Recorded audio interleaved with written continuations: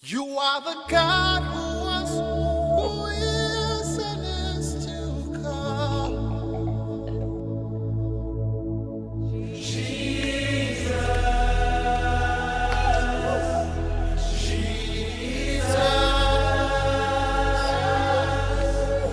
and in you I trust.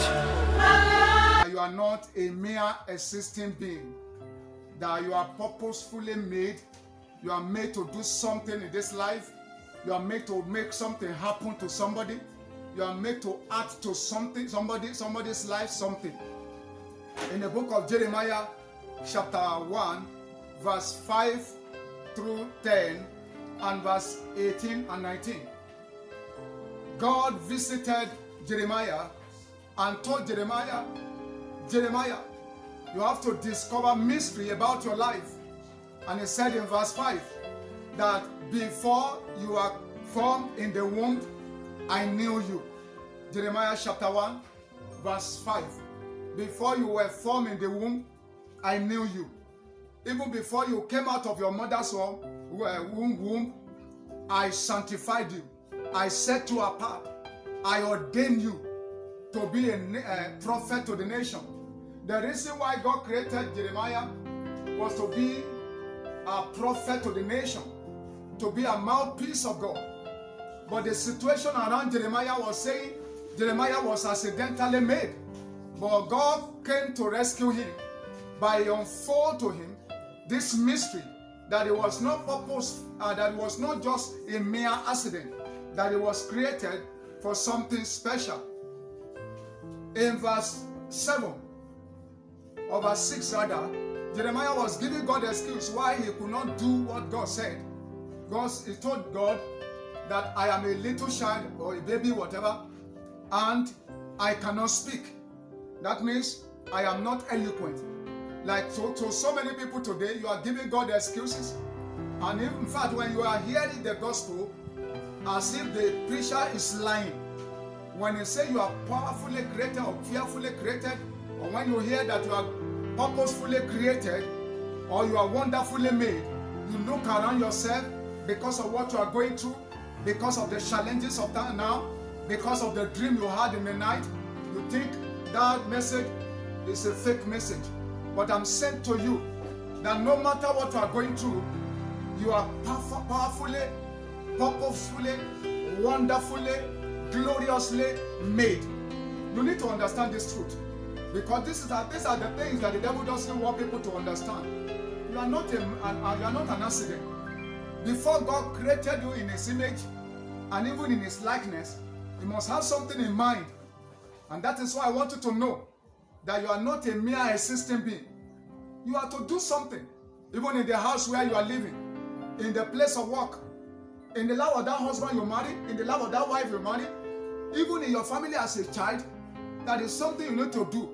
If you don't discover it, you may suffer it. You may suffer for it.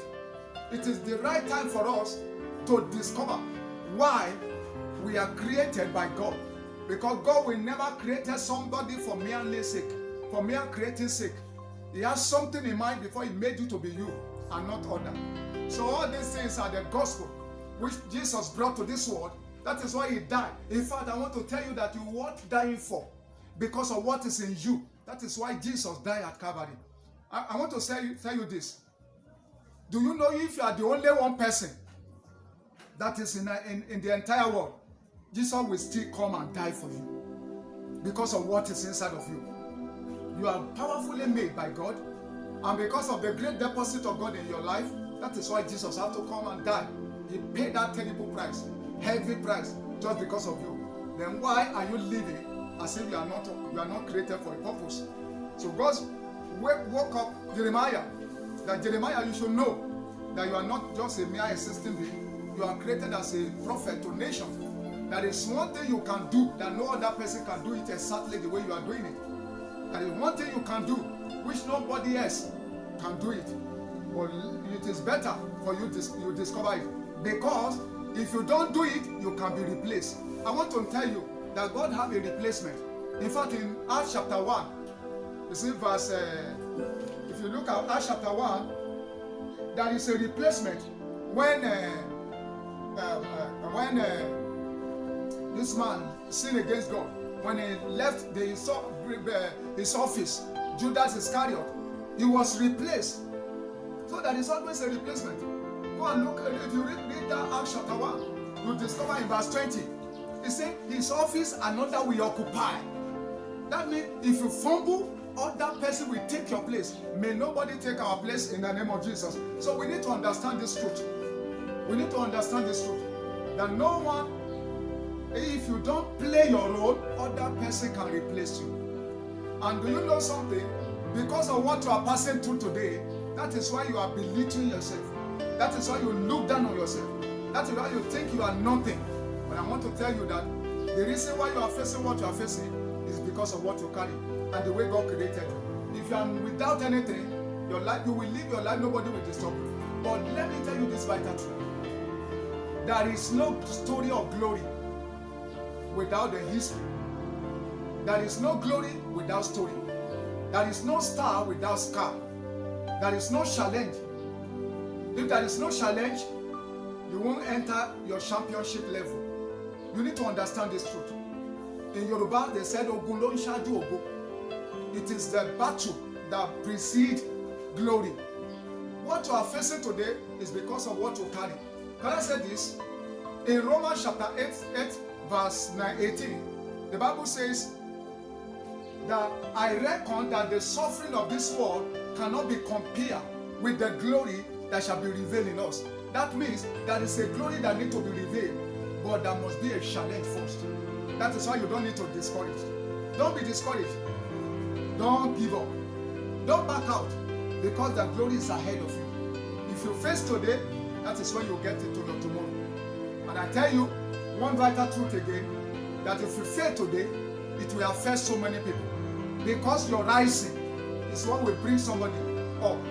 When you make it, it will affect so many people, which includes your family, your children, your wife, your relatives, and somebody around you, all to them, the world. If you fail, they'll be affected. But for them not to be affected forever, God can replace. So it is the time for you to rise up and discover what God has created you to be in this life.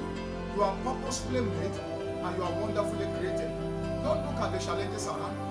Even challenging is part of your making.